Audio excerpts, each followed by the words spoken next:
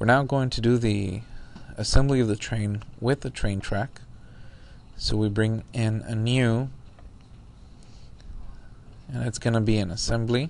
So start an assembly. Make sure you're working under the mini train IPJ.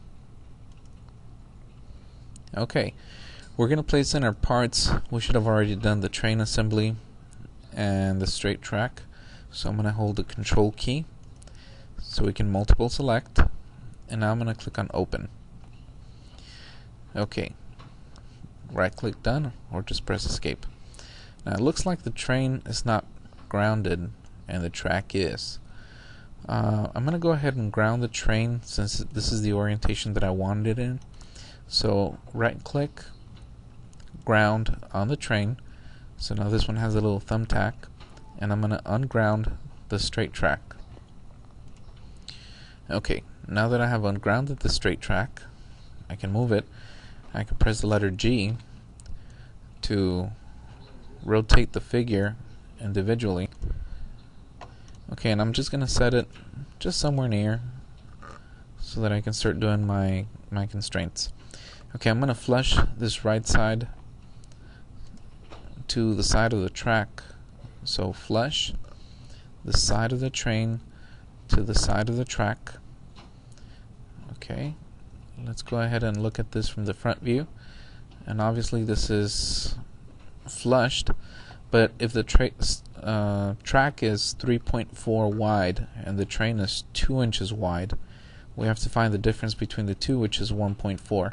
So I'm going to divide the 1.4 to either side. So the offset should be 0.7. Okay, make sure you don't have a double decimal like I did. Apply. Okay, so we have the track, and you can see that it's nice and set. It's right in the middle. The wheels fit right in the grooves. And let's go ahead and do another constraint.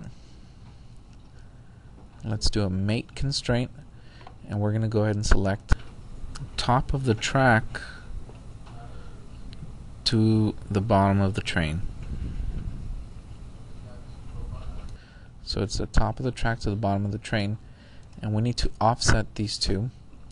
Now remember that the wheel diameter is 1.125, and the distance to the axle right here from the bottom of the train to where the axle is 0.5.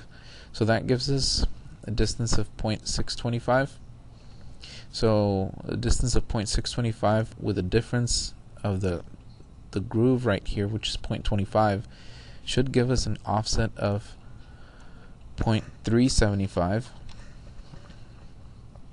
Yeah, that's perfect. So 0.375 should be the offset. So just click on apply.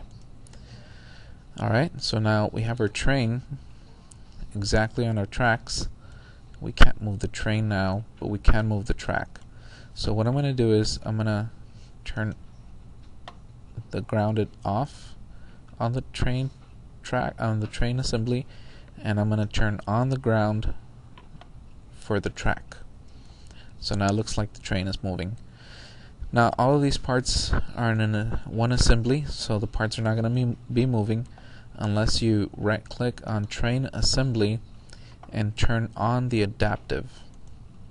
So if it's adaptive, you're going to get this little symbol here, which means that you should be able to move the train now.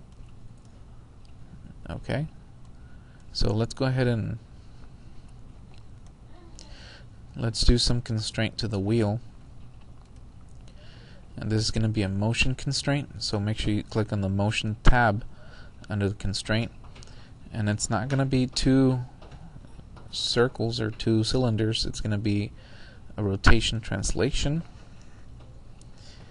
and then this is going to be moving on reverse. So your first selection should be the cylinder, or in this case the wheel, and then the second selection is going to be the part that's going to be moving up against, which is the wheel's going to be rotating depending on the distance of the track. So now this distance right here is very important. The distance specifies how much the second selection which is the track, is going to move relative to one rotation of the first selection, which is a wheel. So one rotation of the wheel would mean that it's actually equal to the circumference, which is a diameter times pi. So the diameter of the wheel, we said that it was 1.125.